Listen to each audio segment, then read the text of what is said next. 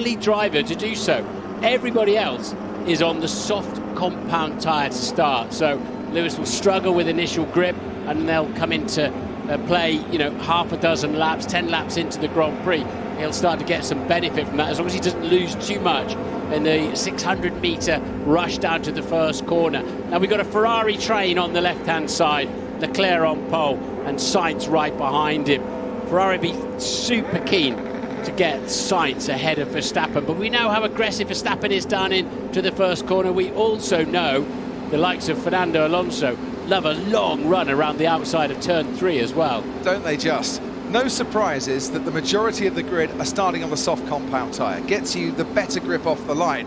But you know what it's like, Martin, as a driver. If you're the only one that's gone a different way, either you've got it absolutely sussed, or you could be a bit of a sitting duck in the early stages. Yeah, you've just got to be patient with it. To be, as we saw with George Russell in Miami, he was nowhere in the beginning on those hard compound tyres on that particular occasion, and eventually staying out of trouble and keeping his head, it came back to him quite nicely. But we are expecting a 2-stopper today. It seems 1 stop is out, as far as I'm hearing.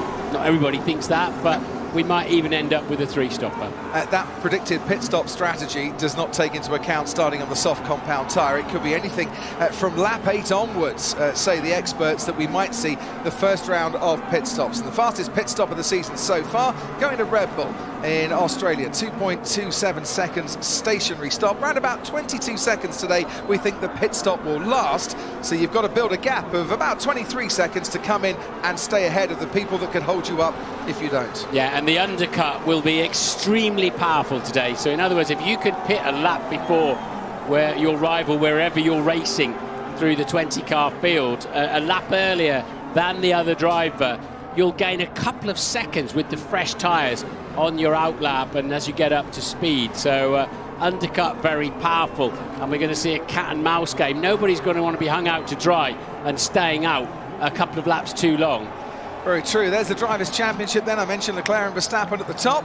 104 points over 85. A 19-point lead for Charles Leclerc. Was 40 points at one stage. Sergio Perez, George Russell, Carlos Sainz completing the top 5, and it's Ferrari ahead by only 6 points now from Red Bull in the Constructors' Championship, with Mercedes, despite all their struggles in the early part of the season, still well in contention on 95 points. There are 121,667 fans here at the Circuit de Catalunya. I haven't counted them all, I've just been passed a piece of paper that tells me, Martin, that is a terrific attendance, and it's hardly surprising given Fernando Alonso's popularity, given Carlos Sainz's popularity, and given Formula One's popularity in 2022. Absolutely, everywhere we're going at the moment seems to be sold out, and so Leclerc, with those fresh tyres on, it just because they haven't been cured effectively, they haven't been roasted out on track with a complete heat cycle through them. They yield you more grip. That's why we run brand new tyres in qualifying, to get that extra mechanical grip out of the surface of the tyre. And there then is Fernando Alonso. He was going to need an engine, a power unit change, wasn't he? So he's taken the opportunity while he was 17th on the grid to just slip back to 20th and get some more power unit pieces in the system. So here we go then. Charles Leclerc, first driver this season to take consecutive poles. All 4 of his career wins have come from pole position, and 4 of the last 5 Spanish Grand Prix have been won from pole as well. What will happen over the course of the next 66 laps? We are about to find out. It's the Spanish Grand Prix in 2022. It's lights out and away we go, and it's a fairly even start. Charles Leclerc and Max Verstappen, but Verstappen is now coming back, and Leclerc, who moves over to cut him off. Carlos Sainz has already been passed by George Russell. Sergio Perez on the inside, down into turn 1. Charles Leclerc has the lead from Verstappen. George Russell gets tagged, but manages to stay on the track. Sergio Perez just clipping his rear tyres, and there's Lewis Hamilton on the inside, battling away with Carlos Sainz. Does the inside work out well for the Mercedes as we head down towards turn 4? No, Sainz is ahead there of Hamilton, and now coming round the outside and making contact is Kevin Magnussen, and Magnussen goes off to the gravel in the Haas. Lewis Hamilton survives, but has he got damage on his Mercedes? He's going very, very slowly around turn 5. Yeah, the car's hitting the ground. He's almost certainly got a puncture or suspension damage. Lewis Hamilton is looking like a puncture to me. So a little bit of relatively light contact, but the cars are really heavy. And of course the tyres so grippy, pieces of carbon fibre hanging off them as well. So easy to puncture a sidewall. Magnussen is back on the racetrack, but a long way behind. Yep, and Lewis Hamilton is now running right towards the rear of the pack, as you can see, and he's been told to box, and that looks like that front left tyre, Martin. That's the one with the slow puncture, as we can look what happened. Carlos Sainz moves past Hamilton, and then he finds Kevin Magnussen in his danger zone. Magnussen makes contact with that front left, and off into the gravel. Hamilton with a puncture. Yeah, I don't think Hamilton could have done too much about that. He turned into the apex before. I mean, he had a great chance of being ahead of Sainz and ends up with a puncture instead. Hamilton going for 6 consecutive Spanish Grand Prix wins. It's the worst possible start for him. Superb start for Charles Leclerc, leads Max Verstappen. There's Fernando Alonso running down in 15th position at the moment and ahead of Alex Albon in the Williams. Mick Schumacher up into 6th place while his teammate went off into the gravel. Mick Schumacher now running higher than he ever has in a Grand Prix. And this is Hamilton's pit stop. Not easy to get the jack underneath the car. Soft tyres going on for Hamilton, who's back out into the pit lane, and the incident has been noted by the stewards. Hamilton then could well have done with a safety car situation there, couldn't he, to bring him back to the pack. It might fall into his hands yet, but putting those medium tyres on put him a little bit on his back foot, didn't it, in the because Sainz powered and steamed around the outside of him in turn 3, left Lewis exposed, a little bit tight to turn into turn 4, left him a bit exposed there, but bad luck for him. So we mentioned Alonso, we mentioned Mick Schumacher, we should mention Esteban Ocon as well, making his way up into 9th. We're watching there Lando Norris, who's running in 10th place at the moment, making up 1 place after Hamilton's contact with Magnussen. Leclerc and Verstappen holding station 1st and 2nd. George Russell in 3rd place, Sergio Perez in 4th, Carlos Sainz making up a couple of places into 5th. Then comes Mick Schumacher, Valtteri Bottas, Daniel Ricciardo, Esteban Ocon and Lando Norris completing the points places as it stands. Bit of porpoising going on for Yuki Tsunoda down in 11th, and the Aston Martin of Sebastian Vettel chasing after Pierre Gasly as Leclerc makes his way round turn 3, and we can look at the race start again. Yeah, the DRS is now enabled after 2 laps, so Sainz a little bit slow away initially. Perez with a great launch there in the second of the Red Bulls on the grid, and Leclerc was a little bit to the right hand side of his start box actually, but went across and covered off Verstappen immediately, and now Sainz is sort of wrong footed. He's now lost a place to Perez, and at this point Lewis Hamilton comes up, and George Russell and Perez getting together there as well.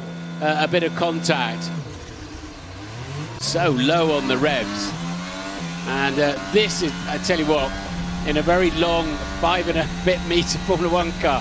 That was judged to perfection there by Charles Leclerc, coming across to grab the high ground down into turn 1. Hit anti-stall, didn't get away, so now you'll never recover that speed, and you're now having to look in your mirrors and see who's coming at you instead of being on the attack. That's what happened to Carlos Sainz, and there's 1 place down, and there's the contact in front of him.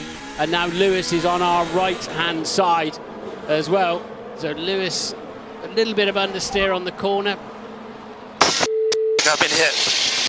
I think the stewards are going to say that's a racing incident at the start of a Grand Prix. Kevin is perfectly within his rights to try to go round the outside. Lewis just grabbed me. He knew what he was doing. Yeah. So Kevin thinks that was intentional. We'll have a look at the steering wheel angle to see if there was any left hand. It looked to me like some understeer crept in, like the front of the Mercedes was sliding across the road. Why would you do that on purpose? Why would Lewis risk exactly what's happened? Looking at the stewards' guidelines on how they investigate incidents, Magnussen's not ahead in the corner, so Hamilton's entitled to be there. That's the way they judge it. With cars on the outside or the inside, and Hamilton is fractionally ahead going through the apex, so as you rightly say, he is entitled to be there. Haas will say, and Kevin Magnussen will say, so no further investigation necessary. They're calling that a racing incident, which I think is fair enough, but you know, it was front wheel to front wheel that was the contact, wasn't it? So, you know, it was a long way up alongside him. But you couldn't say Lewis did that on purpose. There's no point in doing that. Certainly not. Valtteri Bottas and Mick Schumacher going down the straight into turn 1, and Bottas now ahead on the road. Mick Schumacher 7th, Valtteri Bottas 6th, and 1.1 seconds the gap between Charles Leclerc and Max Verstappen. We're watching Esteban Ocon with his DRS wide open, chasing after Daniel Ricciardo, his 216th start, most experienced Australian driver ever in Formula 1, and in his 216th start he has been passed by Esteban Ocon in his 95th Grand Prix start, and Ocon makes his way up into 8th place, and that looked like DRS was fairly powerful down the straight. Lando Norris may be feeling very poorly in the second McLaren. I would save this engine, guys, if I was you. Sorry. Lewis, we still think we can achieve points here today, so P8 may be better. Is that good enough for Hamilton, who thinks what's the point in trundling around and wasting the power of an engine? But if the team think 8th place is possible, then you carry on, and even if they don't, surely you carry on. Yeah, I mean, he's a half a minute behind the pack, but a safety car could play in his hands. That was... I didn't enjoy hearing that radio message. Didn't enjoy that at all. And in complete contrast to a Lewis Hamilton that's been upbeat and positive about the new upgrade on the Mercedes and the fact they've cured their porpoising issue and has been pretty much buzzing around the paddock this weekend. Charles Leclerc certainly buzzing out on the road at the moment, nearly 1.3 seconds clear of Max Verstappen. George Russell just getting detached a bit from the leading twosome, still in 3rd place ahead of Sergio Perez and Carlos Sainz, and then a big gap back to Valtteri Bottas in 6th. Ted Kravitz, down to you. Yeah, hello, Crofty. We saw when Hamilton passed me in the pit lane after that pit stop, his car had taken a bit of a beating. There was some damage on the diffuser. Diffuser's really powerful these days with these new cars. Is that a pass you need to do, Crofty? It is a pass. It's Esteban Ocon once again producing most of the overtakes so far and getting past Mick Schumacher. The straight line speed of the Alpine with DRS working very nicely. He's up into 7th place. Ted, 2 seconds before I go back to you, Sebastian Vettel and Fernando Alonso coming together here around turn 3, and on the run towards turn 4, Alonso has got the Aston Martin in his sight. Sebastian Vettel covers off the inside line, but can Alonso now get decent traction out of turn 4 and down towards turn 5 and maybe pull off a surprise overtake there? Nope, Sebastian Vettel's got him covered. Ted, back down to you. Just what we saw, that Hamilton's car is carrying damage, so he can clearly feel that it's not performing at its best. 6 World Championships between these two. They're fighting over 13th and 14th place.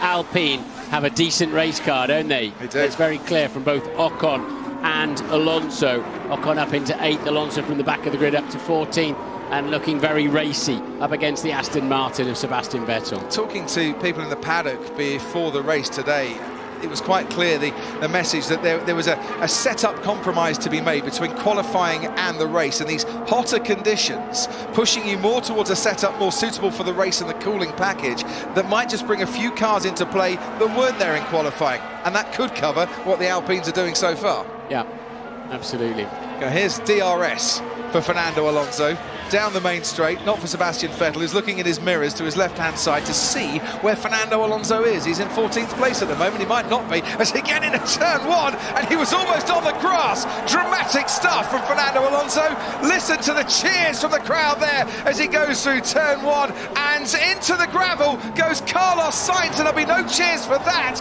He's down in 6th place, and at turn 4, Carlos Sainz has had a moment, rejoins the racetrack, but he has lost places as he tumbles down the order, and not for the first time this season. More woes on the track for Carlos Sainz. Oh, he's having a nightmare of a time, isn't he? I think it's 10-0 the last 10 races in qualifying to Leclerc there.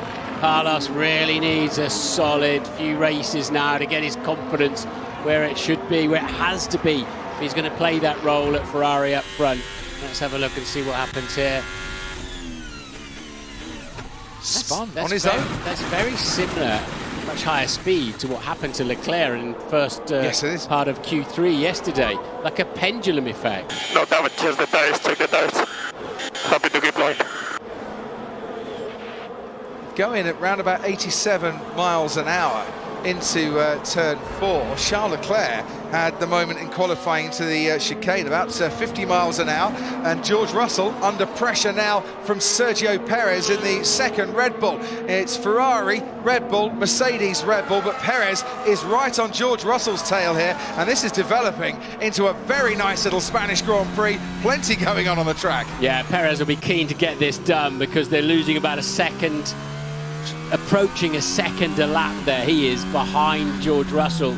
Mercedes hasn't quite got the race pace we expected, even though it's up in third place. He's now 6 seconds off the lead is George Russell, and Perez will be extremely anxious to get through. He certainly will. Sergio Perez, who has raced here many times in the past, 11 times in the past to be precise, in Formula 1, 4 times in GP2, never finished on the podium on this track, but he's got the podium very much in his sights, and George Russell in his sights too, and he'll get DRS as we head down the main straight once again. Out in front, Leclerc has a 1.7 second lead over Max Verstappen. Leclerc's teammate Carlos Sainz, after that spin, running down in 11th place. Too early for him to come into the pits just yet. He said check the tyres. They obviously have at Ferrari, and the tyres okay.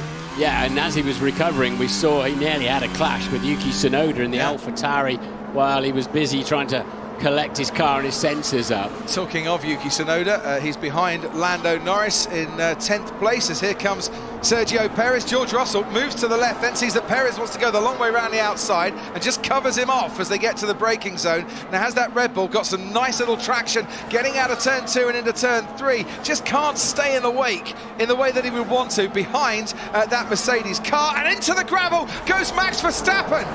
Verstappen at turn 4, now passed by Russell and his teammate Perez. Verstappen was running in second place, becomes the second car in this race to just go off at turn 4, running on its own. I wonder if there's something on the track there. I wonder if that's what's put those two off, or maybe their rear tyres are just overheating. But not often you see Max Verstappen making mistakes like that. I'm assuming it's going to be a carbon copy of what happened.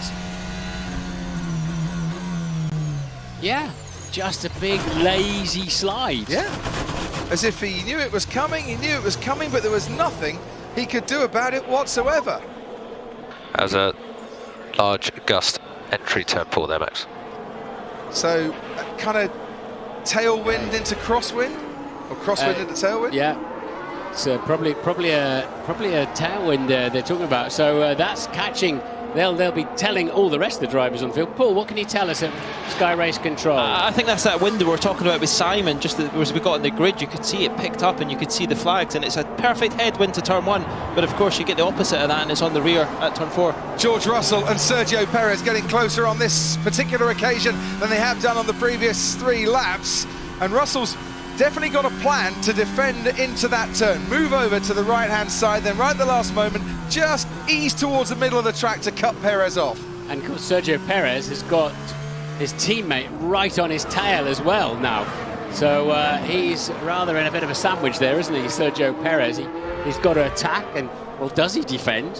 What does he do now? Here's Lando Norris. I mentioned he wasn't feeling particularly well. That might just perk him up a little bit as he gets past his teammate, Daniel Ricciardo. Norris up into 8th place. McLaren running 8th and 9th on the road. Back to Red Bull, running as it stands 3rd and 4th on the road. Now, George Russell hasn't got the pace at the moment that the Ferrari of Charles Leclerc has. He's running about 0.8 of a second a lap slower. So what do you do as Red Bull here? I think what you do is you say to Sergio, right, have a go at getting past him. If not, let Max have a go. I think that's what you got to do as a teammate. You can't afford now to have both your cars held up by George is doing a fabulous job there.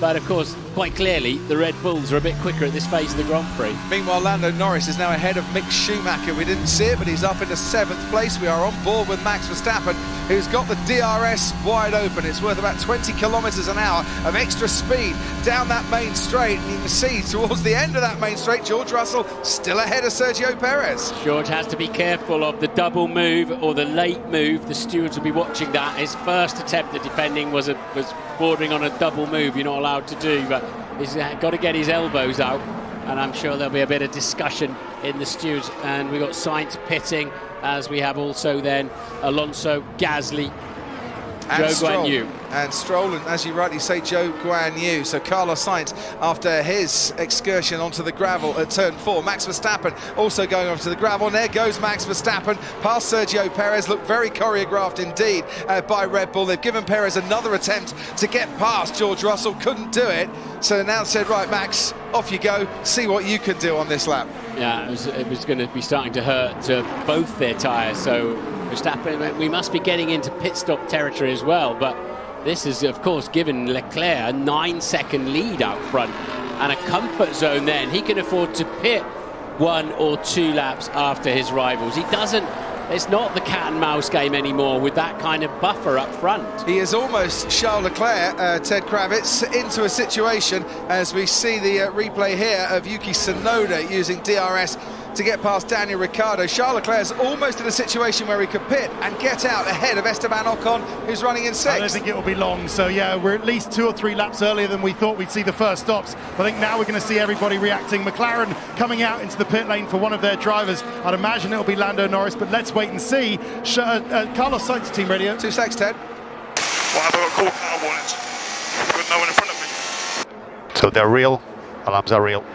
His car overheating, Ted, and there is quite a gap of, well, nearly 10 seconds between Charles Leclerc and George Russell. I know the air temperature is 37 degrees, but it's not cool enough. Ricciardo's in the pits for you. Yeah, it is Ricciardo. Sainz was actually released into the path of the Alfa Romeo Sauber of Zhou, so I don't think it will be an unsafe release, but it was a very close run thing. And then what we were hearing this morning in some briefings is that you had to put your cooling package on, obviously under parc fermé conditions, prior to qualifying. You had to second guess what you would need today with 37 degrees ambient, nearly 50 degrees track temperature, and it hurts the performance of the car, really slows the car down. And it seems as if Mercedes have got a little bit marginal on their cooling despite not following another car. Max, info. The DRS flap did not open last lap. Now this Keep trying. This happened in qualifying yesterday, down the main straight. The DRS flap didn't open for Max Verstappen. Later on in the lap, it did open. They've got problems with it. They've been working on this all the way up to the start of this Grand Prix, and you can see there's no DRS once again for Max Verstappen. This is becoming a big issue for Red Bull this weekend. He is 1.1 seconds behind, though, when he crossed, so he's out of the DRS zone, Crofty. So yeah, I don't know what it was through the detection zone, but no, it was just over a second. But yeah, so we'll see whether it was detection or, but it wouldn't be a huge surprise if the same problem is coming up again, would it? And the thing is, there are many reasons why the DRS wouldn't open. It could be the mechanics, it could be the hydraulics, and the hydraulics control an awful lot on the car as well. So keep an eye on that one, or we certainly will for you. Lando Norris pits, gets back out into the race ahead of his good friend and former teammate Carlos Sainz, and Carlos Sainz thinks, I'm going to go around Lando Norris, but Norris quickly cuts him off, and there's Mick Schumacher out into the race just ahead of Pierre Gasly, down in 14th place. Yeah, Carlos would have been better there to hold line and try to get more drive out of 1 and 2, rather than a sort of a half move that gained him nothing. So that lead is now nearly 11 seconds for Charles Leclerc, whilst those behind are having the problems. Charles Leclerc is sauntering, cantering even, to a very nice position indeed. Lap 13 has been completed, and he has the lead of this race. George Russell runs in 2nd. Max Verstappen running in 3rd, but it's Russell and Verstappen coming into the pits now as we just focus there on Norris and Sainz. The Red Bull guys get to work. Who's come out with a quicker pit stop? 2.7 seconds stationary for Russell, 2.6 seconds stationary for Max Verstappen, and they make their way at 80 kilometres an hour down the main straight. As they do so, no one's coming down the main straight. Behind them, Valtteri Bottas has gone through, and George Russell back out into some nice clean air again, which is what his car needs. Yeah, and it looks as if George really lit the car up well after the speed limit finished there, the 50 mile an hour, 80 kilometres an hour speed limit finished. And look how much he's gained there, because they were pretty much nose to tail on the way in. Back on board here with Carlos Sainz, cruises past Lando Norris and up into 9th place, which is not where he wants to be and not where he would have been had he not have had that gust of wind and that spin at turn 4. Adios, amigo. He certainly breezed past there. So, yeah, we have to give him the benefit, undoubtedly give Carlos the benefit of the doubt there, don't we? That you know, a bit of a gust, a tailwind going in there. I did wonder if there was oil or something on the track. But we do know, I mean, these cars, when the back starts to go, there's so much mass behind you, such a long wheelbase car, that it just pendulums around. Yeah, adios amigo, and vamos Carlos up in a 9th place, back on board with Max Verstappen down in 5th after pitting. George Russell pitting ahead of him too, and both running the medium compound tyre now. The leader, Charles Leclerc, hasn't pitted, neither has Sergio Perez, who runs in 2nd, or Valtteri Bottas running in 3rd, but Bottas now in the pits. Okay, Max, just so you're aware, DRS did work on the in-lap. So whatever is going on is an intermittent problem, it seems, on Max Verstappen's Red Bull. I think he might be a bit too far behind George Russell on this occasion to be using that DRS. There's Valtteri Bottas making his move out of his pit stop, down in 5th when he comes onto the track. Martin. And what that means then, with Bottas having pitted, it means that Ferrari could pit Leclerc and he'll have absolutely nobody in his way other than Sergio Perez if Red Bull choose to keep him out a little bit longer. But there's plenty of space here for Ferrari now to drop Leclerc back into some decent track. And on these medium tyres, look at the pace that Max Verstappen's got in comparison to George Russell in the Mercedes. 1/10, couple of tenths maybe quicker during the course of this lap. He is surely within DRS range of George Russell heading down the straight. You can see there the DRS is opening on the run down towards turn 10. Russell just a few car lengths under braking ahead of Max Verstappen. He's been defending for all his might, but the Red Bull looks a much pacier car, doesn't it? And when you get the rear wing open, it's worth 10 to 12 miles per hour, 15, 18 kilometers per hour extra speed. So it's a very powerful tool to have open twice per lap. Especially with a nice headwind down the main straight too, which will help your stopping and help your braking zone just shorten a little bit. Now Max Verstappen wants DRS down that main straight. Can't see it open though, Martin, can you? No. And he was definitely within the zone, so that looks a bit temperamental, doesn't it? A bit hit and miss. Have we seen a lot of wheel-to-wheel action between George Russell and Max Verstappen? Not a huge amount during the course of this season. I'm trying to think if we got any form or history to think about here with these two, because when George drove for Mercedes in Bahrain that time, they were pretty much out front, weren't they? And well, Max was off the road, if I remember. Absolutely. DRS did not open. Yes! It's an intermittent problem. DRS was working last lap on the run down to turn 10, but not on the run down to turn 1, which is where Verstappen really does want that DRS. And we can just see as he comes out of that final corner. Oh, it went straight down and then again. shuts again. Yeah. So that would tend to be a problem with the actual mechanics of it, and something affecting that DRS flap and pushing it back closed again. Doesn't really stay, I guess his DRS stands for, unfortunately. Very good. Leclerc leads from Perez. I like that one. Write that down. And then Russell, and then Verstappen, then Valtteri Bottas running a solid race in 5th at the moment. Sebastian Vettel running 6th for Aston Martin. He has not made a pit stop yet, as you can see, 18 laps old. His tyres on board with Max Verstappen, who has, I think, got DRS on this occasion. And you can see the power of that DRS. Now, is it enough to get past George Russell, who plants his car to the middle of the track, makes it as wide as he possibly can, and he's definitely got a plan going into turn 1 to defend Martin. Is that a bit borderline for the stewards, though? I thought that one was fine, actually, because he moved back to take the corner, but left a car's width on the plenty of car's width, actually, on the outside there. So I'm calm with that one.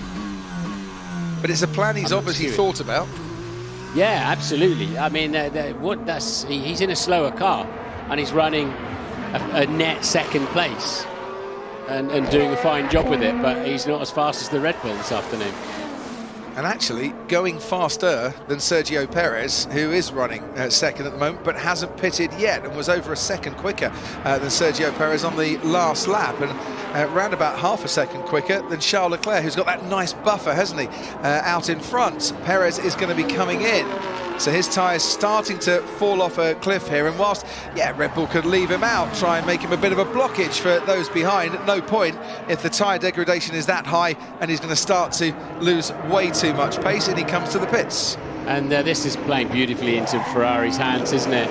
With Perez now pitting and Russell holding Verstappen up a little bit.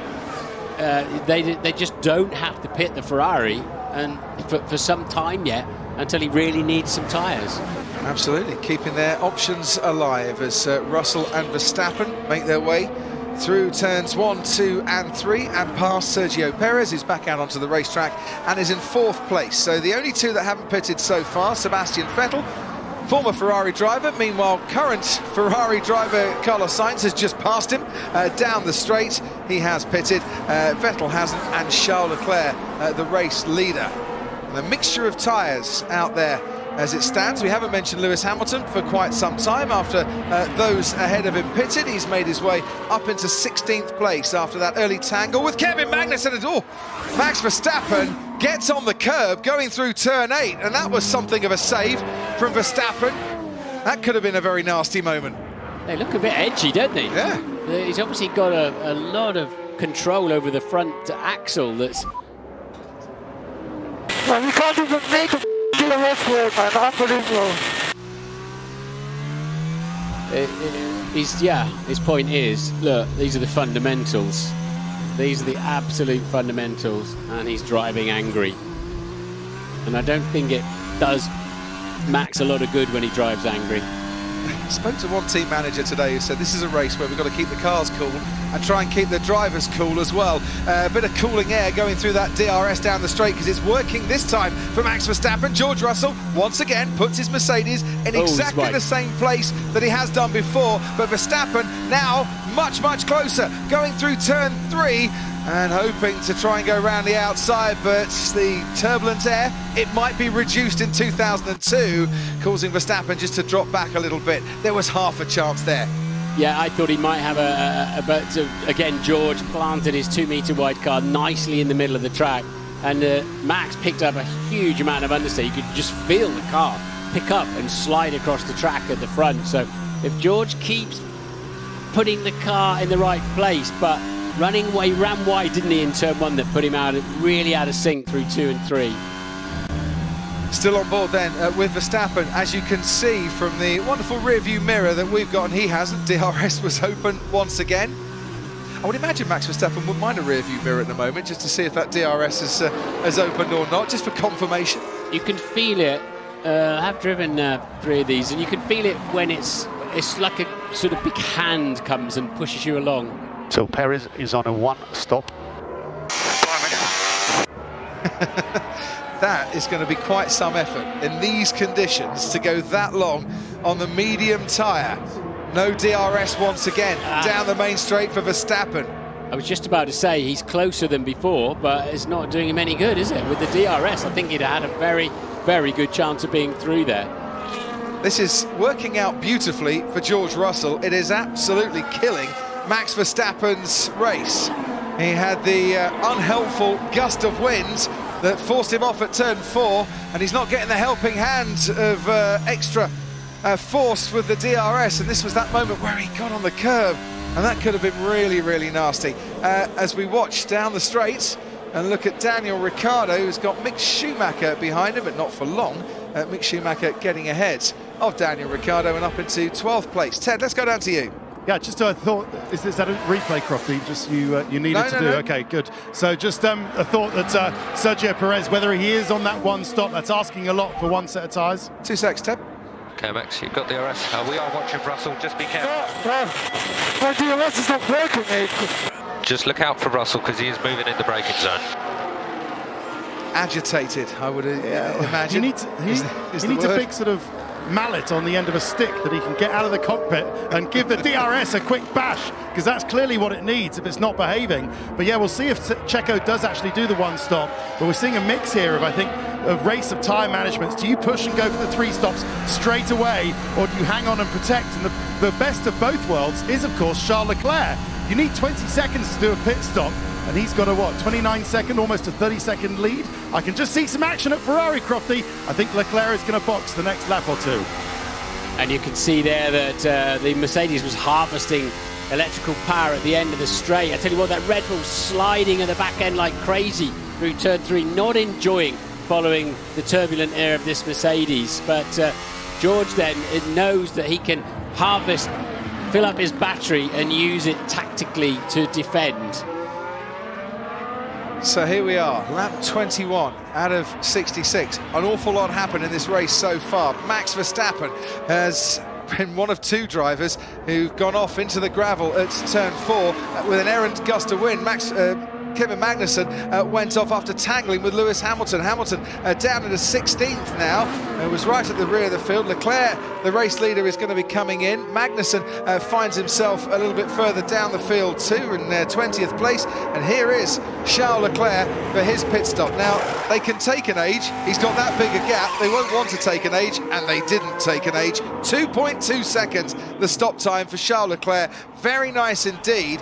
And as he comes out onto the racetrack at the end of the pit lane, George Russell and Max Verstappen are just making their way, as you can see, round the final corner. Yeah, they pitted them because they've now got about a 5 or 6 second barrier, as we can see, back to Russell and Verstappen, as Leclerc was out on those very old tyres. And now, of course, so, you know, Verstappen pitted on the lap 13, as did Russell, of course, and Leclerc then goes to 22. Yeah, so whilst his... Max, try pressing the DRS after your curbing. So they maybe found a solution to get Verstappen's DRS opening an awful lot more. Sebastian Vettel becomes the last driver into the pits.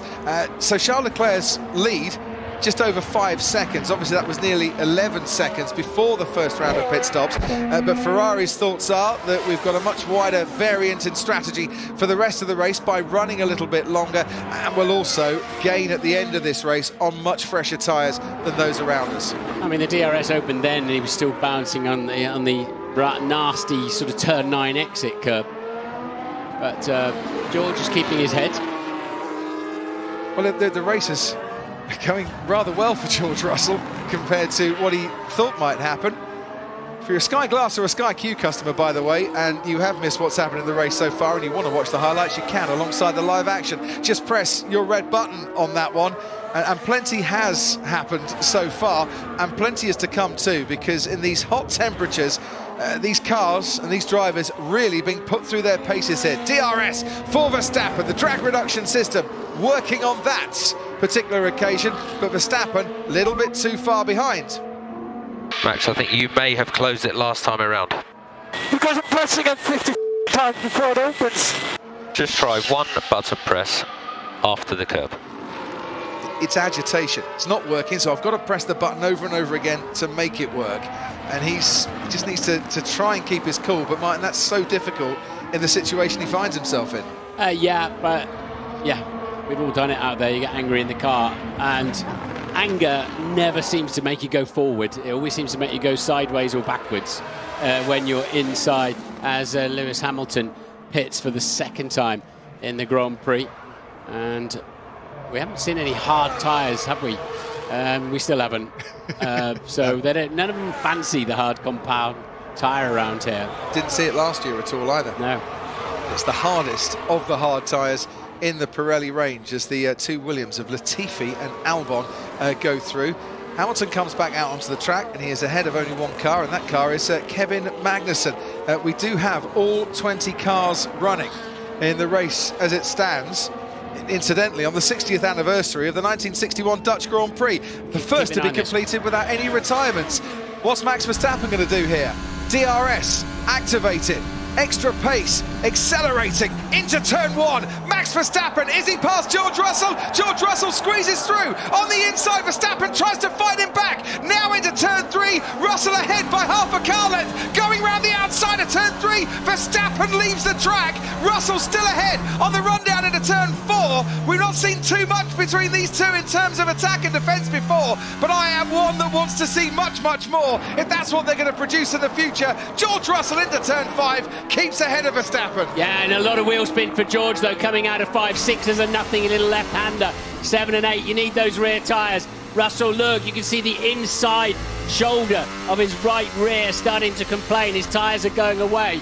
He needs to be careful he doesn't waste too much time fighting the inevitable if he thinks Max can get past him. But hey, his elbows have been perfectly well positioned so far. He's really struggling for grip, though. Get the feeling Verstappen really thought he was past George Russell there, and that was such brilliant precision from the Mercedes going through turn 1 to stay ahead and not make contact as well with the Red Bull. And if you enjoyed that, then settle back, ladies and gentlemen, for part 2 of the Russell Verstappen Roadshow, because I think we're going to get something similar going into turn 1 now. So what they're saying, come off that curb, press the button once, and it's gone down again, because Max says I'm pressing it 50 or more times, I think he said. Now maybe he's actually closing it again, but then it opened again towards the end, did it not? I think it just opened towards the end of the straight. Yeah, but it definitely fluttered. Yeah, that's a technical issue. I don't think that's a button issue.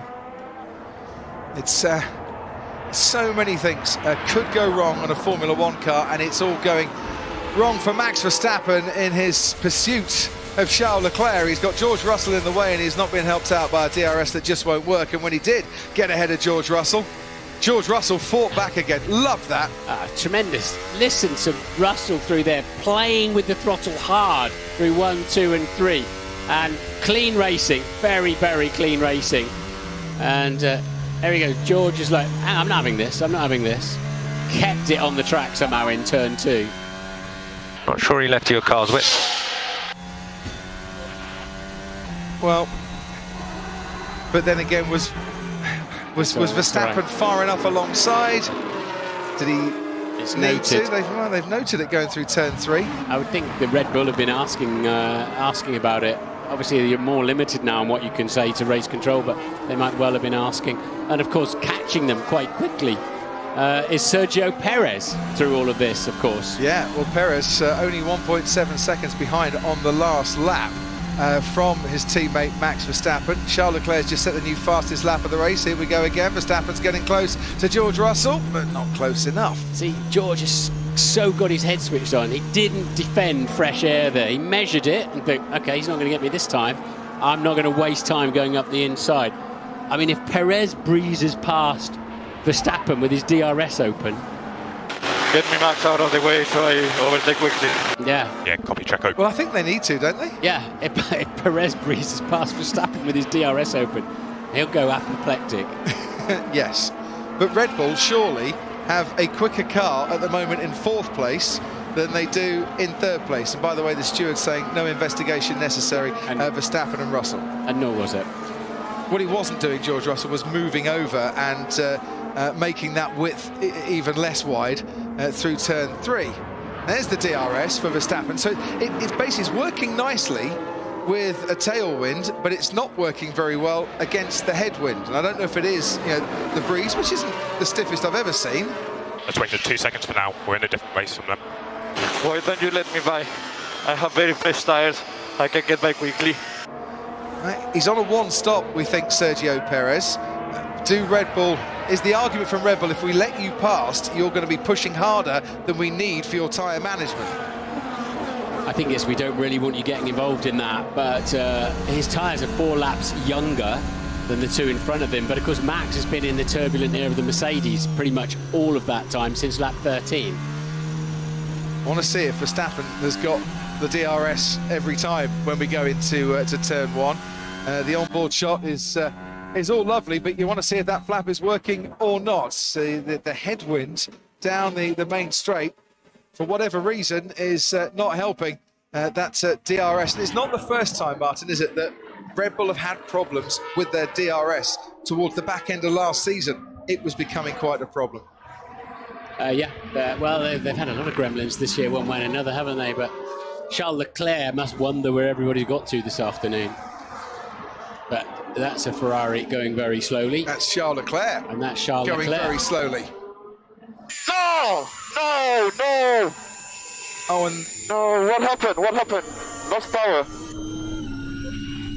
now the last time we heard this, it was on the lap to the grid in Monaco, where we go next time out, and we're hearing it in the race, and it looks like they are clearing a space in the Ferrari garage for the race leader, Charles Leclerc, who is in absolute anguish as he comes into the pits. A loss of power, a race that was going absolutely splendidly for him, and he is out of the race. George Russell crosses the line. Max Verstappen's DRS is working. This is now a battle for the lead, and George Russell stays in the lead. Verstappen's going to try and fight him once again, going through turn 3 as Leclerc retires. Russell in the Mercedes, Verstappen in the Red Bull, now dueling for top spot. That's a big moment for the World Championship as well, isn't it, for Leclerc? And Russell leads for Mercedes-Benz. And we can see, as soon as we get close in through turn 3, Max just has to get out of you can hear him getting out of the throttle pedal. Ted Kravitz, down to you. Just shock on the Ferrari pit wall. Of course, they would have seen the problem coming on the telemetry. Charles Leclerc can barely believe it. His first DNF is just distraught, and he's sat in the car while he gets his thoughts together as he's wheeled back. A certain win just taken away from him. Just we'll get some information as exactly what has happened to the race leader, Charles Leclerc. Meanwhile, Lance Stroll takes a spin after making contact with Pierre Gasly going through turn 1, and we can listen now to what happened in Charles Leclerc's Ferrari.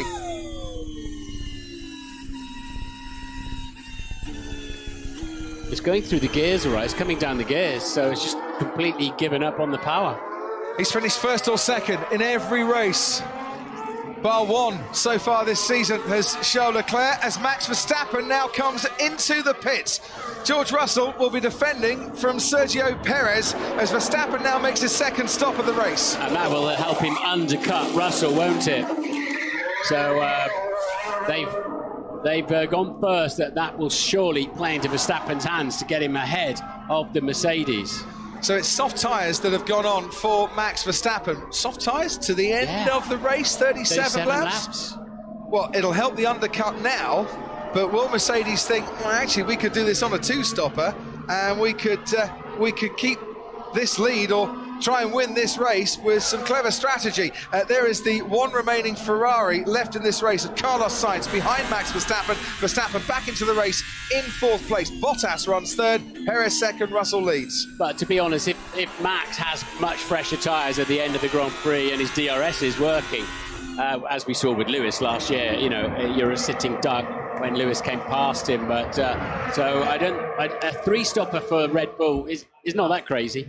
It's really not that crazy in terms of having a tremendous speed in the closing stages. Hamilton, who just pitted, has now set the new fastest lap of this race. Charles Leclerc, who had led right from the start, is out of this race. The first retirement in this Spanish Grand Prix. We're not even at half race distance yet. There's a long, long way to go in scorching hot temperatures, track temperature nearly 50 degrees, DRS problems plaguing Max Verstappen, not plaguing Sergio Perez though. George Russell laps Kevin Magnussen, stays ahead of Sergio Perez by a couple of car lengths going into turn 1. This now the battle for the lead of the race. Russell ahead of Perez, Bottas some 13.5 seconds back as Leclerc walks to the pit wall, waves to the fans and gets a consoling word and handshake from his team principal, Mattia Binotto. Let's go to Sky Race Control, Paul di Resta. Yeah, just listening, Crofty, they've absolutely told them to push on. It's got to be a three-stop. They've got to be doing something different. I was surprised Red Bull didn't play the other game and put Perez to box with Russell and let Max have a clean fight, especially with these DRS issues. But they're going to be pushing on to the end, and it's obviously cleared Perez to try and get by Russell as well. The problem for Mercedes and George Russell is he's up against two Red Bulls on different strategies, and you can't cover both of them. We heard that plenty of times, but the other way round, didn't we, in the past, with Mercedes having the upper hand. Yeah, Gasly into the pits, down in 14th place, as we watch from on high. George Russell has been watching his mirrors as much as he's been watching what's ahead of him for the large part of this race. Yeah, and he's driving very intelligently, using his battery effectively, keeping the car neat and tidy. And the Red Bull struggles as soon as it gets anywhere near his gearbox. You can just see the Red Bull moving around a lot. Of course, it does have strong speed at the end of the straight, and this is the closest yet Perez has been. Yes, it is. And he's only got a couple of car lengths as George Russell moves over to the inside. And now Sergio Perez manages to clear that Mercedes and make his way into the lead of this race. Russell will fight back through turns 2 and 3, but much closer for Sergio Perez. Faster speed with the DRS. Got the move done well before the braking zone. Perez now leads the Spanish Grand Prix. The third driver this afternoon to do so. And this, Martin Brundle, is how he did it. Yeah, he's come from a long way back, hasn't he? But DRS very effective, slipstream, the Red Bull slippery through the air anyway. And George goes right, a little jink, and he goes, all right, I'll just go the long way around then, thank you very much. And off he goes. But in the end, the irresistible force there, and Russell didn't have an answer for it. And Zhou Guanyu with a technical issue out of this race, second driver to retire and his third DNF of the season.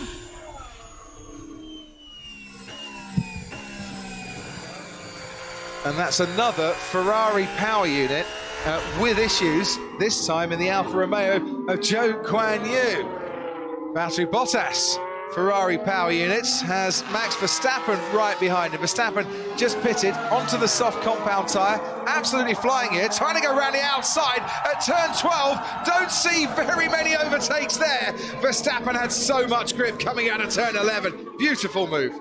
He's on a mission now, isn't he? With some clear air in front of him and fresh tyres. Verstappen just 15 seconds behind Perez. Carlos Sainz, who has already pitted the once, is coming in once again for Ferrari. Sainz, who had a spin at turn 4 earlier in this race. If you missed it, if you're just joining us, you're a Sky Q customer, press your red button, you can watch highlights alongside the live action. As in then comes Carlos Sainz. Medium tyres off, medium tyres going on again. 34 laps to go to the end of this race. Will that be enough for Carlos Sainz, or will he have to pit for a third time? Don't you just love it when there's this extra intrigue in pit stops and strategy, and there's various cars on different tyres at different stages of the race? It just gives you compelling action and drama, and you don't know, Martin, how it's all going to unfold until the final round of pit stops. What I do know is this was a super move from Verstappen. Yeah, I tell you what, you don't see many overtakes around the outside of turn 12. You don't see many of those at all. No. I'm trying to think of one, actually, other than in a wet race. Well, the fans who bought their tickets been roasted in the sunshine, but well rewarded with a splendid move right before their very eyes. Verstappen currently 12.5 seconds behind George Russell, 14 seconds behind his teammate Sergio Perez, and lapping, well, in the case of George Russell, round about 2 seconds a lap faster. So in 4 laps' time, he's going to be within striking distance of the Mercedes ahead of him. And for all the problems with the DRS, maybe putting Verstappen onto fresher tyres at a different time, that is the way to get past the Mercedes, and Red Bull coming up with a different plan. Yeah, but we know it slides around a lot, so he needs to clear Russell very quickly. Russell's tyres went on lap 13, and Max should have a much better chance this time around, especially if he can coax his rear wing open at the right moment. And we're suddenly looking at a Red Bull 1-2 here, and a big slice of World Championship points. Let's remember that Max Verstappen did retire in Bahrain and Australia, so it sort of evens it up a little bit in terms of the reliability stakes there between him and Leclerc. But this would put him this would put him in the lead of the World Championship. Long way to go, yeah. Of course, we are literally just at half distance, but Mercedes really can't cover off these two cars. No, not really. Only 19 points between Leclerc and Verstappen going into this race. And don't forget, every race that Verstappen has got to the checkered flag at this season, he has gone on and won. Still has a chance of doing that this afternoon, but he's got Russell and Perez ahead of him as it stands, and we can go at Sky Race Control and Paul di Resta. Yeah, just to go back, Crofty, it comes back to what Russell was told, obviously, that Checo was doing a pit stop less. Now Checo can cover up, go to the end and possibly do team orders and let Max win it for the World Championship. Very possible indeed, as the Williams of Nicholas Latifi is lapped by Max Verstappen, whose last lap was a 1:26.7. George Russell's last lap was a 1:29.2, and Sergio Perez was a 1:28.3. Verstappen on fresher tyres, that gap coming down. Maybe in 3 laps' time, He'll be right on George Russell's tail. What, though, as Lando Norris comes into the pits of the young British driver at McLaren? Ted's got some news. Well, as you can see, he's just making his second of potentially 3 stops. Daniel Ricciardo has just been in ahead of him. Oh, and there's a delay on the rear. It's lost him a second. Actually, Ricciardo had a little bit of a slow pit stop himself. A problem on the right front, but lost a bit of time there, Lando Norris. Running well in the top 5, top 6 area. That's what they're aiming for at McLaren. A decent race so far. Fernando Alonso. We haven't mentioned Fernando Alonso for a long time. Let's mention him now as he puts himself up into the points. 10th place for Fernando Alonso. He stopped a couple of times in this race. Don't forget, started right at the back, told Natalie Pinkham couldn't get any worse. It's certainly got a lot better. Twice as good, because he's gone from 20th all the way up to 10th. Indeed, look at Esteban Ocon, his teammate, up in 5th. Let's not forget Bottas in 4th place too. Some interesting runners into the top 10 now with the various dramas that are going on out there. But certainly Alpine have had a far stronger race car than qualifying car. Well, should we talk about Valtteri Bottas then? Because he's coming in to the pits as well. The next car behind him is Esteban Ocon, who's just making his way through the chicane. And Bottas, I hope they're waiting with some tyres for him. They are waiting with some tyres for him. Ocon is powering his way down the straight. 2.8 seconds the stationary time. There goes Esteban Ocon, past Valtteri Bottas, so he moves up into 4th place. Carlos Sainz behind in the Ferrari, who's just set his fastest lap of the race so far. And Bottas back out onto the racetrack. I mentioned earlier, a racetrack where he's stood on the podium for each of the last 4 years, alongside Lewis Hamilton and alongside Max Verstappen. The same 3 drivers have shared the podium for the last 4 seasons here. In fact, they've shared the podium 20 times overall. If, and I know it's a very big if, they were to do it again. Max, you're going to be putting pressure on Russell in a couple of laps' time. They would break the record for the most amount of podiums shared by the same 3 drivers. And I say it's a big if, Martin Brundle, but the way this race is going, anything can happen from here on in. Yeah, still a long way to go. Verstappen is absolutely flying, isn't he? The only 26.5, 28.2 for Perez, 28.9 for Russell, 26.9 again for Verstappen, and that's why he can see them so easily ahead of him now. Certainly can. 5 seconds the gap between Perez and Russell, who's going to be looking in his mirrors once again, because Verstappen's coming at it. But Sergio Perez leading this particular Grand Prix. 15 times he's raced here before, 11 in F1, 4 in GP2. He's never, ever finished on the podium at this track. But he is the only driver to have finished in the top 4 at the last 4 races, and he is going very nicely indeed as Esteban Ocon pits, and we can head down to Ted Kravitz. In front of me, Esteban Ocon in the Alpine. Let's see how this one goes. A great race so far, Esteban Ocon. Pitted from P6, again, a little bit slow. These big tyres, they're very hot and cumbersome, and they had a little second spilled in the pits there for Ocon, but he's away well. But I like the way that Red Bull realised that, look, if it's not going to work trying to race people with Max Verstappen because this DRS flap doesn't work, then just put him on a pure strategy Grand Prix. Put him on the 3-stop and let him do the lap times just without the DRS, and that's going to work just as well as actually racing people. He's going to be doing some racing now as towards the chicane we move. George Russell on that medium tyre, Max Verstappen on the red striped soft tyre, and George Russell pits. So he's not going to get the chance to go round Max Verstappen. Mercedes left it until right at the last moment before they could bring George Russell in and, well, basically avoid any unnecessary wheel-to-wheel action and give him his second pit stop. Yeah, and Mercedes will want to head off Valtteri Bottas as well, who's just pitted, will be on fresh tyres. Bottas are very close to doing the fastest lap of the Grand Prix right now.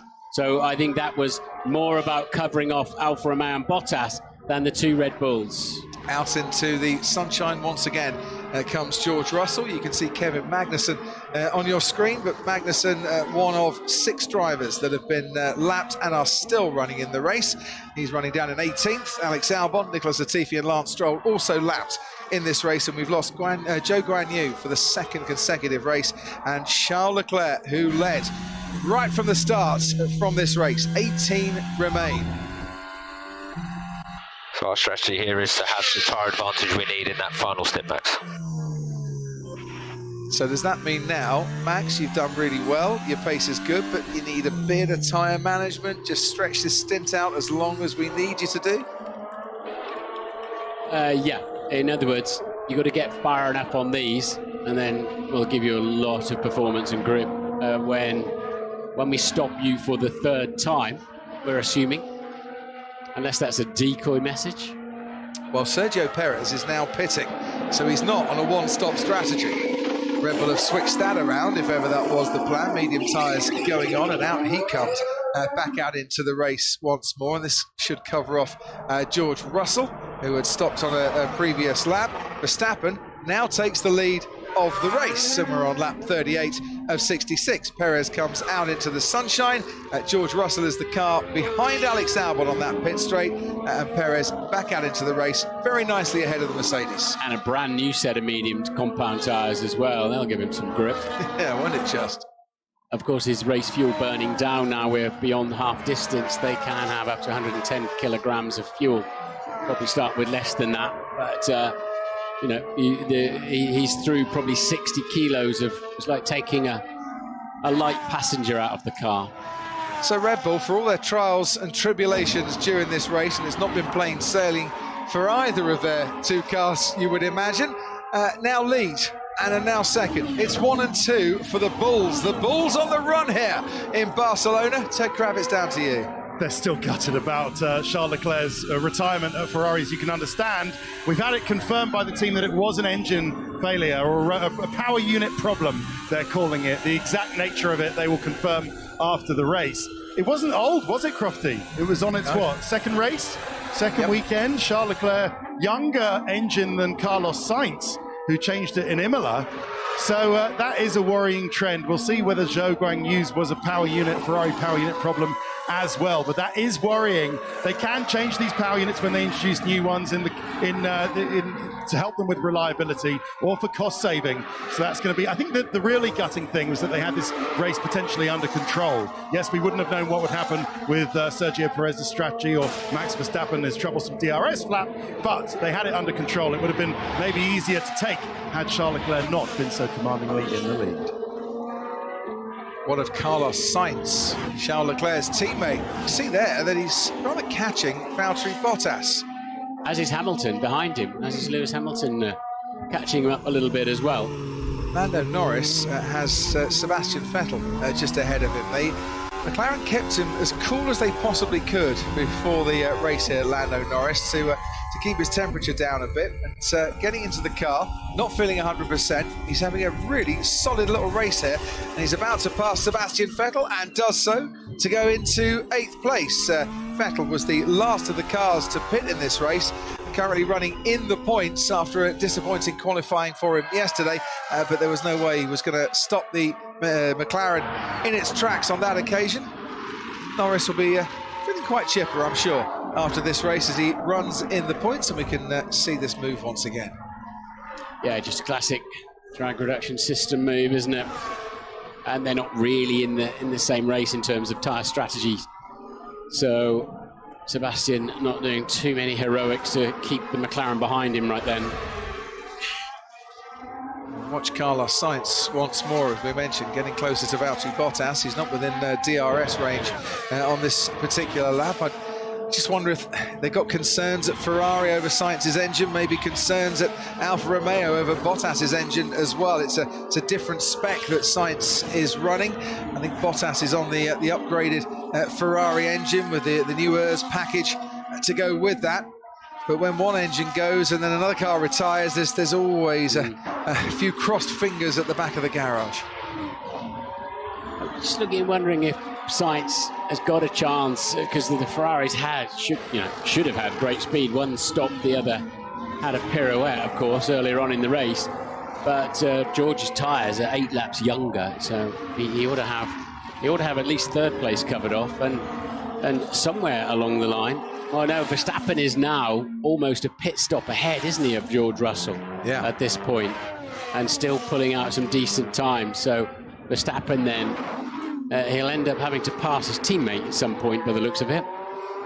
Depends what sort of pace he can go now, but it looks like he can get more than a pit stop ahead of Russell and save that problem. Yeah, it's only round 6 of the season so far. Do Red Bull want to employ team orders and switch the positions, give Max Verstappen the win at the end of this race? Well, we'll find out. Round 6 of 22, by the way, in 2022. The Russian Grand Prix won't be replaced. So the record-breaking calendar will have to wait for another year as Kevin Magnussen tries to take himself out of 18th place and does so. Gets the move done on Alex Albon and pops himself 1 place higher. Paul di Resta, down to you. It probably comes back to Kevin Magnussen about that incident that Lewis had. Lewis has had absolutely superb speed, Crofty.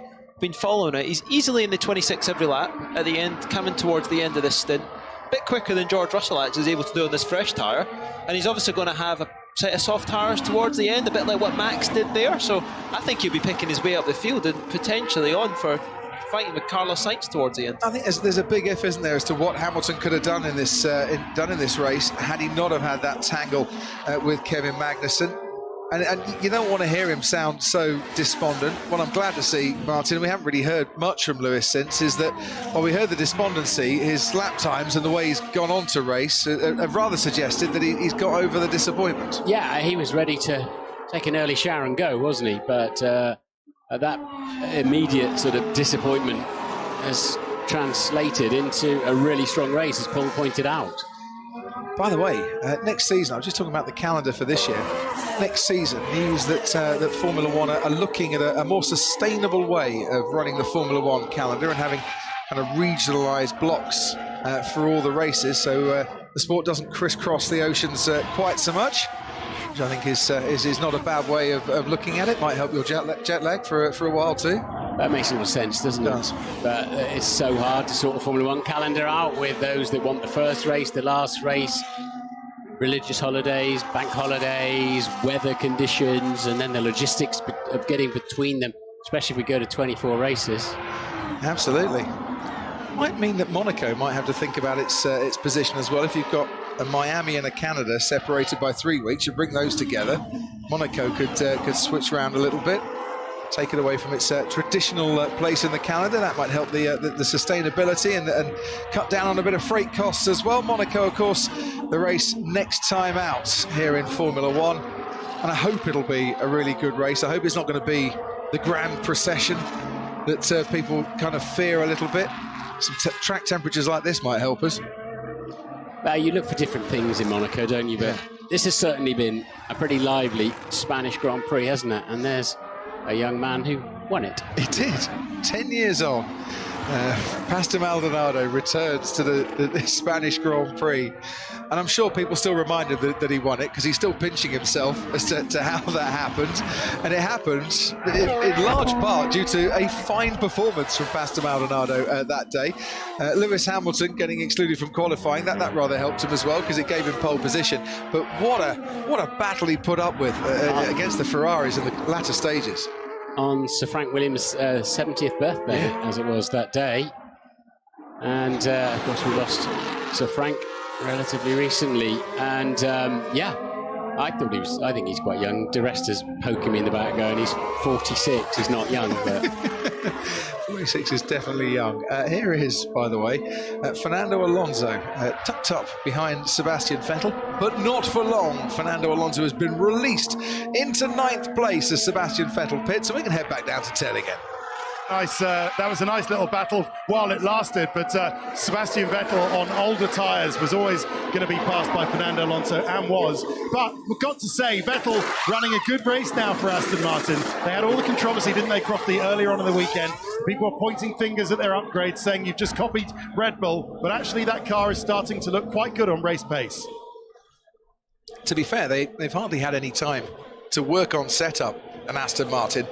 And they have worked very, very hard back at the factory, making those upgrades, bringing 2 lots of the upgrades to the track. Barely any time to work on setup whatsoever before they went into qualifying.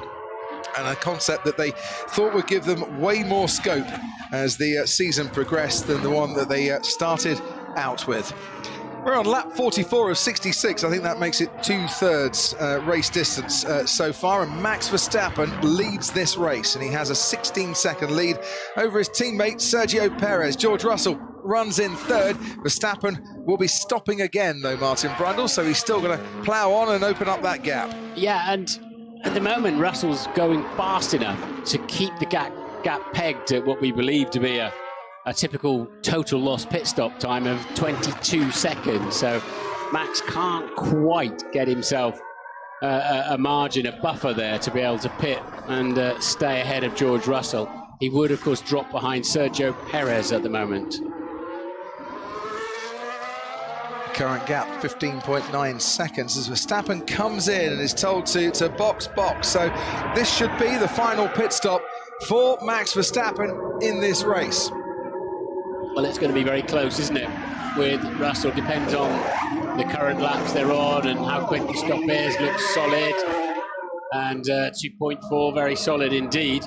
So there goes Perez into the lead, and there goes Perez. Russell in the George Russell background. He's got it. He has got it. It's a Red Bull 1-2. It's now Perez over Verstappen. And it's Russell right behind Max Verstappen, who, well, couldn't get past his DRS, not working properly, down the main straight. Red Bull switching the strategy around to give him track position and a chance to really power in the lap times without having to try and overtake, and he has rewarded them by getting ahead now, George Russell, after his last pit stop. Meanwhile, a lot of cars have been having lap times deleted for track limits, and Lewis Hamilton's had enough of them now, Martin, to be shown the black and white flag.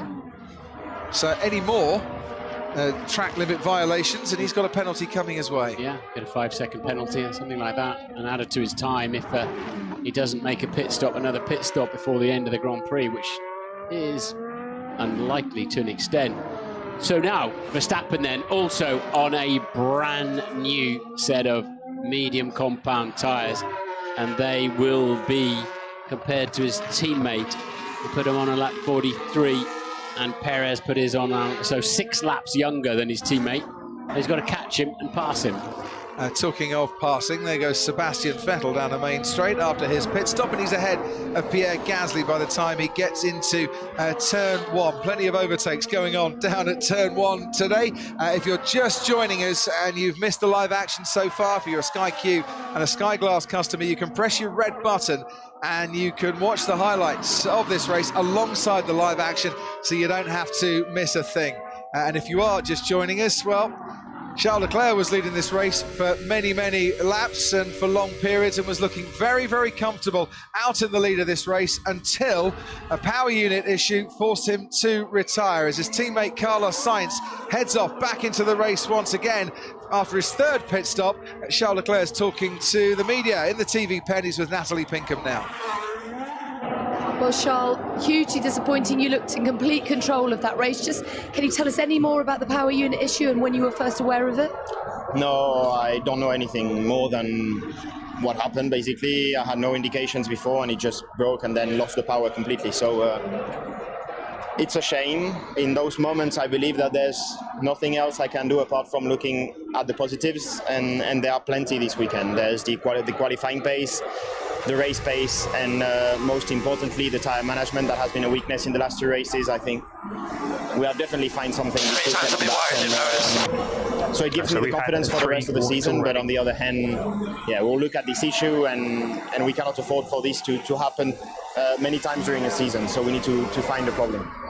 Yeah, as you say, plenty to build on. Obviously, the lead of the championship, if things stay as they are, does go back to Max. But you've got so much to consider ahead of your home race in Monaco.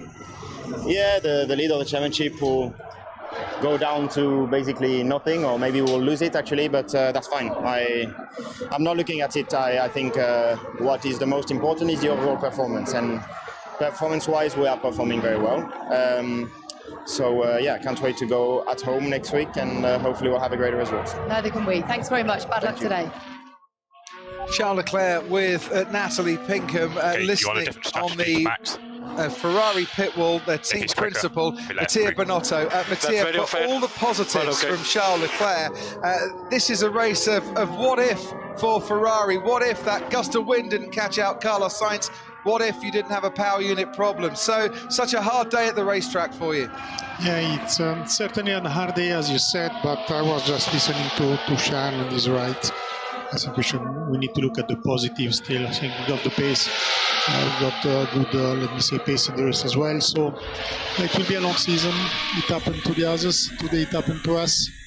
Still many races, so I think that's part of the game. And pretty, let me say, I think that if we look at the outstanding job that our power unit guys back at home made so far, we can certainly not blame them, and we will try to understand as soon as possible and to address.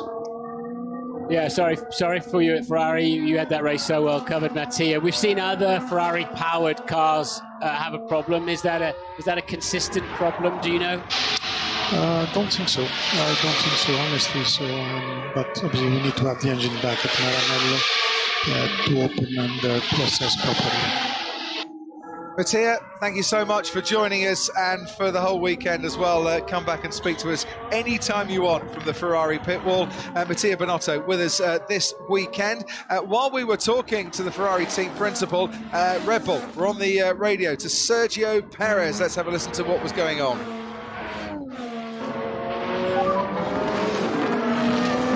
Okay, you're on a different strategy to Max. If he's quicker, we let through. That's very unfair, but okay. Well, that's the instruction, isn't it? That you know, Max will pass you, Sergio, and don't make it difficult for him. Yeah, Sergio will be thinking, look, I didn't lob it off the road. I got ahead of Max. I am still ahead of Max. We've got a 1-2 in the bag. This 1-2 suits me just fine, thank you. Wouldn't he like to win, though? Look, still no DRS there for Max Verstappen down the main straight, so he's still not getting ahead of his teammate into that first corner. If you were Sergio Perez, would you not want to say, as you rightly points out, look, I didn't get caught out by a gust of wind. My car's been working fine. Why shouldn't I go and claim this win? Yeah, he's letting through now. Yes. Yeah, that was the point I was making. You know, I say he didn't spin off the track, but you know, Max's tyres are 6 laps younger. And despite no DRS, he's caught him up. And now, obviously, with a synchronised swimming as Lewis Hamilton hits from 5th. Carlos Sainz moves past. Esteban Ocon moves past. I'm watching Lando Norris head past our commentary box down the straight. And will Lewis Hamilton get out ahead of Lando Norris? I'll tell you. As they head towards turn 1, and Norris right behind Hamilton. Thank you, mate. Well, thanks from Max Verstappen to Sergio Perez. Standing ovation from most of the Dutch fans that are watching at turn 12. Verstappen's had his problems today, but 6 years on from his first win in Formula 1, on his debut for Red Bull, he crosses the line, leading this race once again. 16 laps to go, and the threats for Max Verstappen winning this race just dropped off one by one. Yeah, he's had the pace to try for the recovery. He's done his work out there, Max, and obviously in a somewhat better place emotionally now, isn't he, than on the radio than he was earlier on, with his absolute frustration at his rear wing not opening, as George Russell was putting up that fierce defence. But Sainz is a long way behind Bottas, isn't he? He's going to catch him for 4th place. Valtteri Bottas quietly having a great weekend for Alfa Romeo. What a super job he's doing for them. Certainly is. Best race finish of 5th so far this season at the Emilia-Romagna Grand Prix for Valtteri Bottas. Could be on for another 5th place, depending on whether Carlos Sainz can catch him or not. Sainz is going an awful lot faster, but has nearly 15 seconds of a gap to close down. Yeah, I think that's doable in 16 laps. So Sainz is looking at 4th. Hamilton is back out and flying along very nicely too on those fresh tyres. So Max Verstappen, 23 career wins so far, which just happens to be the same number of career wins as Nelson Piquet Sr., who just happens to be the father of Max Verstappen's girlfriend as well. Heading on for win number 24, and I suppose claiming bragging rights within the family on that one. Yeah, he likes to chat with Nelson, doesn't he? And he says different eras, but I still learned some stuff from him about how to handle various challenges of being a Formula One driver. And yeah, he's on his way now, isn't he? Perez dropping well out of the DRS zone behind him, of course. And he's got a buffer he could just watch Russell behind him in third. So what we're really watching now is Sainz coming at Bottas for fourth and Hamilton having a go as well. And Ted's got news. Esteban Ocon, yeah, which Lewis has been closing on Ocon very, very quickly the last lap or well, so. Closing in so quickly, Ted, that as you speak, he's alongside, and as I end my speech, he's ahead of him. Back down to you. No, so that's answered that question. So it's going to be at least P6 for Lewis Hamilton. Maybe Carlos Sainz is a target ahead, but maybe we'll run out of laps for that. But great fight for the last points-paying position, Crofty, between Fernando Alonso 9th, Yuki Tsunoda P10 in the AlphaTauri, going very well this weekend for Yuki, and Mick Schumacher. Mick, I think, was about 10 seconds behind. I think he's dropped a couple of seconds in the last couple of laps to P11, yes. Mick Schumacher. So it's really falling off. So it looks like Mick is going to need for somebody to fall off ahead of him to score his maiden point. Might not happen today. George Russell's coming in for a pit stop, his third pit stop in this race, but he's got a margin on Valtteri Bottas, not enough to pit and come out ahead of Valtteri, but Mercedes obviously thinking, best thing to do here, give him some fresher tyres for the end of the race and a nice fresh set of soft compound tyres for him to go back and reclaim third place, which will be music to the ears of George Russell, all his fans in Kings Lynn, as Valtteri Bottas goes past and down the straight. Russell comes out ahead of Carlos Sainz. And, well, something of an improvement. He's been running right at the sharp end. And even though he's been top 5 in every race so far this season, George Russell will have loved this adventure this afternoon. Yeah, led the Grand Prix, didn't he? His teammate Lewis Hamilton, meanwhile, just set a fastest lap of the race, Martin. As he crosses the line, he's out only 6.5 seconds after pitting for a third time behind Carlos Sainz.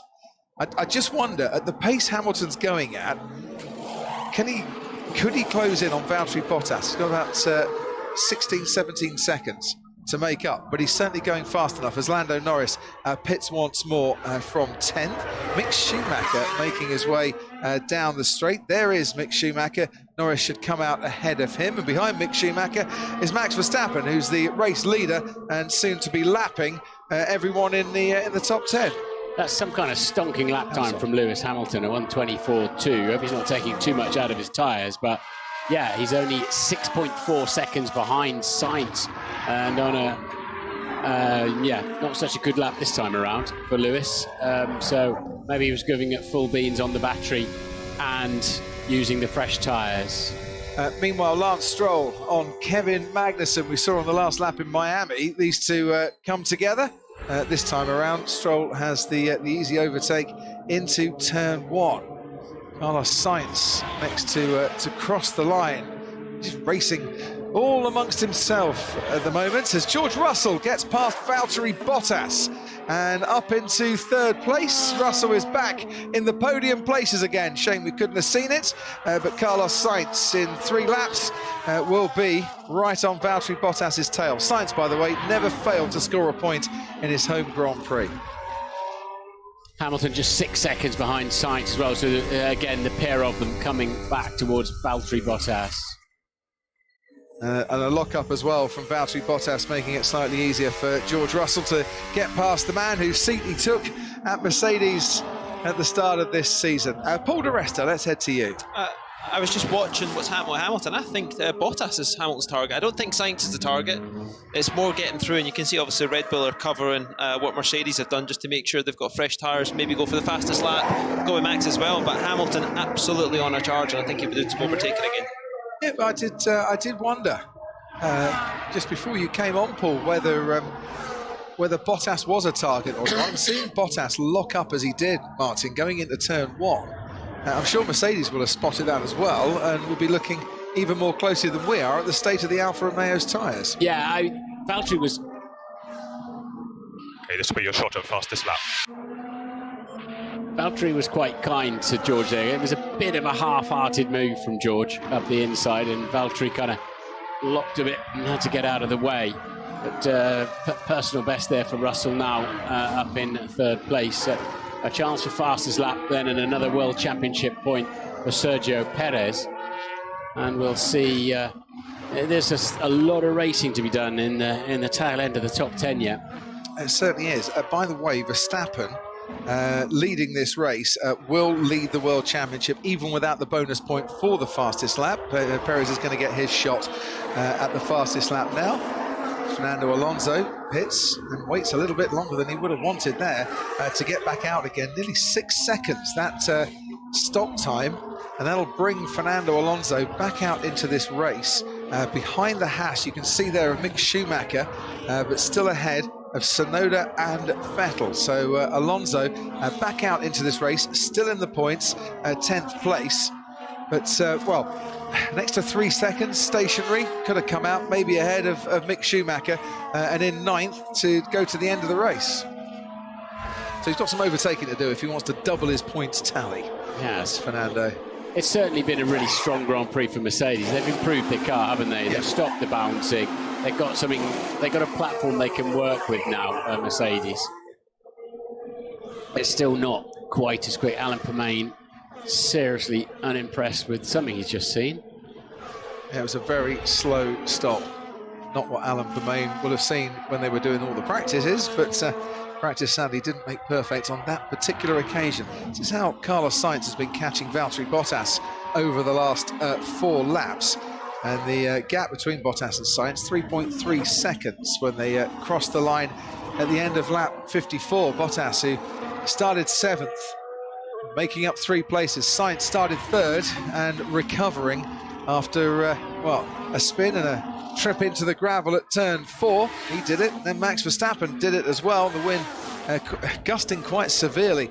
A tailwind and then a crosswind going into that particular turn. And that's the state of Valtteri Bottas's tyres, which look a little bit angry and look like they're not going to give him a huge amount of grip between now and the end of the race. And he's going to have to struggle on those tyres to the end of the race. There's no point pitting him now. Yeah, absolutely. Hamilton's got a chance of 4th place here. Yeah. No doubt about it. If he can keep this pace up, he should. If he can clear... Sainz looks like he'll clear Bottas.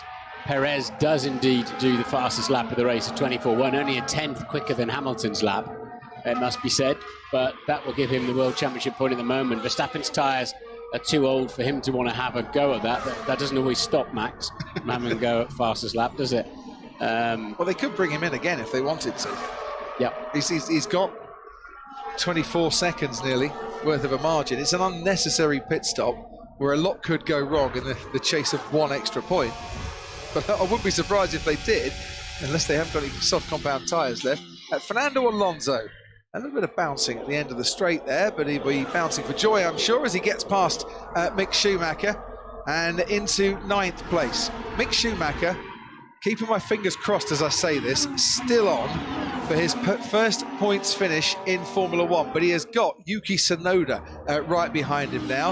And Tsunoda has been gaining on Mick Schumacher in the last few laps. And look, here he is, become right on board in the AlphaTauri, and he's got DRS. And Mick Schumacher looks like he's going to be dropping outside of the top 10. And for the 2nd race in a row, Mick Schumacher's first points in Formula 1 were there, tantalisingly close for him, and they've just been taken away.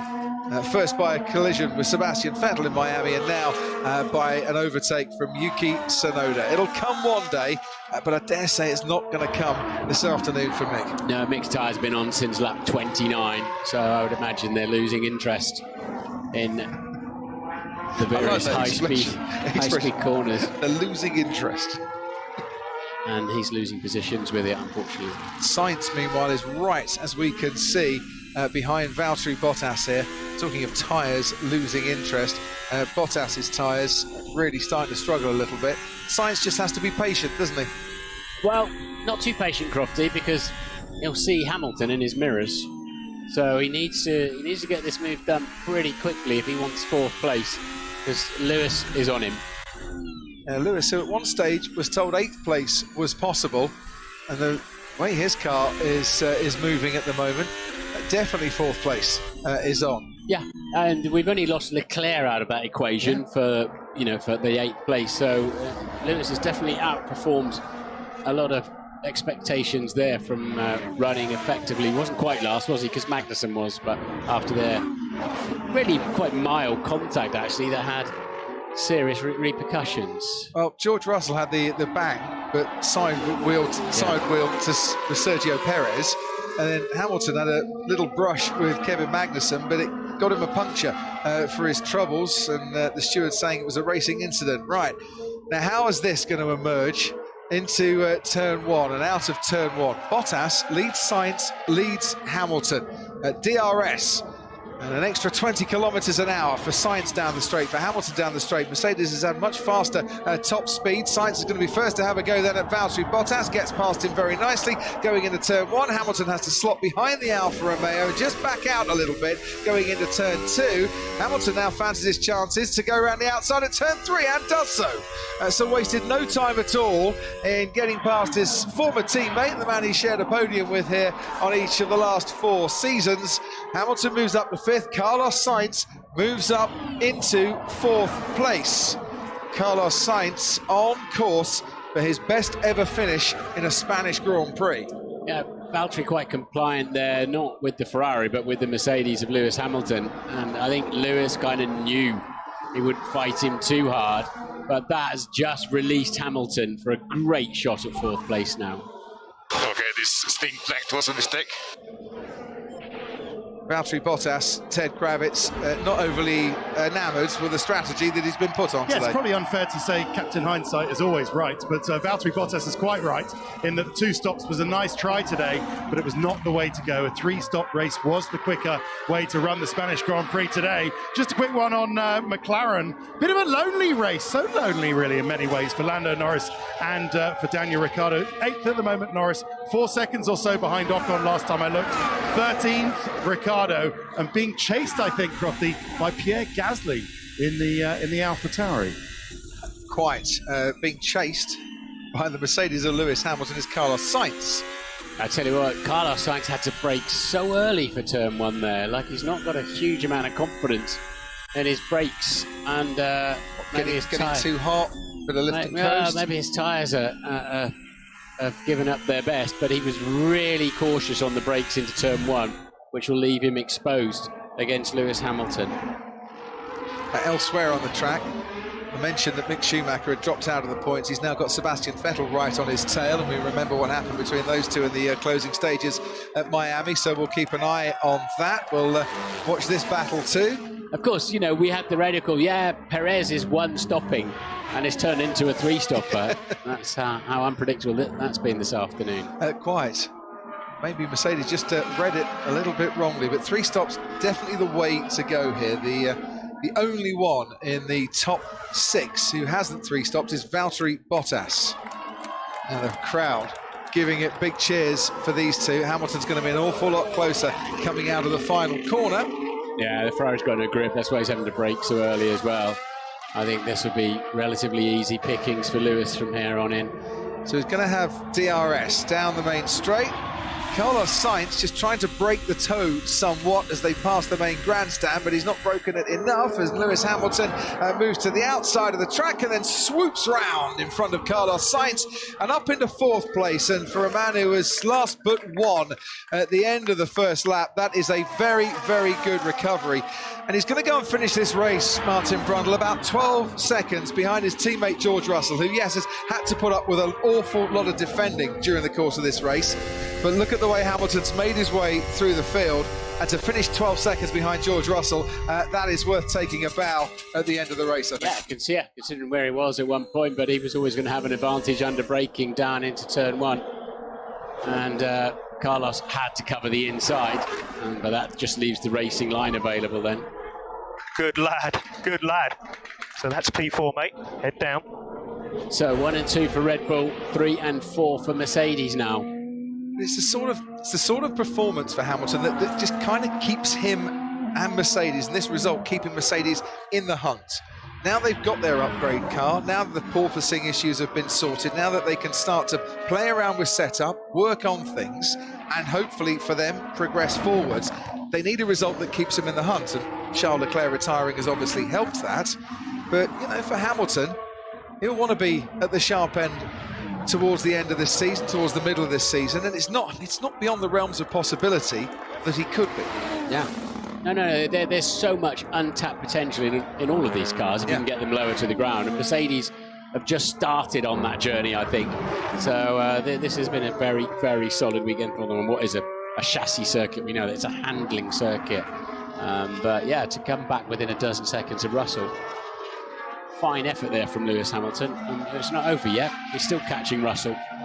Yeah, he's certainly going quicker. He's got quite a margin to make up as we look at the live drone footage that has been trialled for this particular weekend, and I'm sure we'll see more of in the future. We might, I dare say, see a bit more of this in the future as well.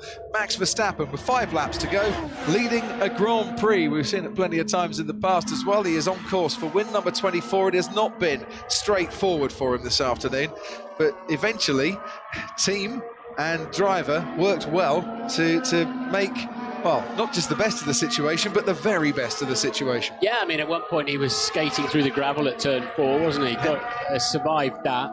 Leclerc had the race, and Ferrari had the race well and truly covered, it must be said, out front, with their great speed and great strategy. And they were in a huge comfort zone, sadly, for them when the power unit failed.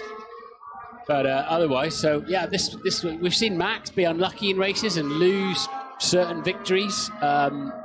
This one's come towards him a little bit, but you've got to be in it to win it. Yeah, and it is worth pointing out, and I will keep doing so as long as the record keeps going, that here is a man that every time he's seen the checkered flag during the course of this season, he's seen the checkered flag as a race winner. Even if you include the sprint race, the Emilia-Romagna Grand Prix sprint race as well.